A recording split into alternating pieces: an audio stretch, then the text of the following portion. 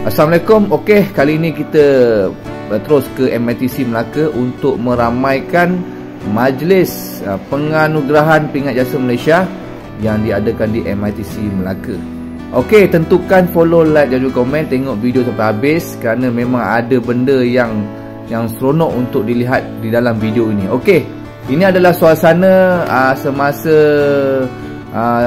semasa berada di majlis tersebut. Dia ada pendaftaran pagi 500, petang 500. Dia ada 2 sesi. Semua sekali 1000 veteran yang menerima anugerah. Jadi dia buat 2 sesi, pagi 500, petang 500. Jadinya memang ramai lah. Parking memang penuh. Okey, ni yang dia di atas lah, di tingkat 1, dia ada tempat untuk orang berniaga lah. Ini antara veteran-veteran yang berniaga yang join majlis. Ni antara usaha veteran lah. Okey, lepas ni lagi ramai lah, lagi bagus.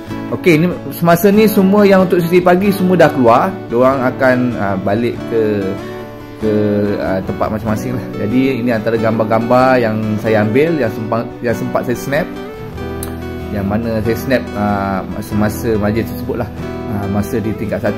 Ni antara peniaga-peniaga yang berniaga di majlis tersebut. Okey, untuk pengetahuan lah, sekiranya ada yang nak ambil gambar, beritahu je kat saya. Kalau nampak saya kan, nak minta ambil gambar. Okey, saya okey je. Okey, ni cermin mata, nak cek mata boleh. Sambil tu pun saya ada sempat lagi ambil gambar Timbalan Mehan, iaitu Datuk Adli. Terima kasih banyak kerana telah memberi anugerah kepada veteran-veteran yang layak. Okey, yang ini adalah gambar-gambar semasa pendaftaran lah. Pendaftaran yang untuk sesi petang. Yang mana sesi pagi semua nak balik lah. Semua yang sesi pagi semua nak balik. Okey, di kesempatan ini saya ucapkan tahniah kepada veteran-veteran yang telah menerima Pingat Jasa Malaysia.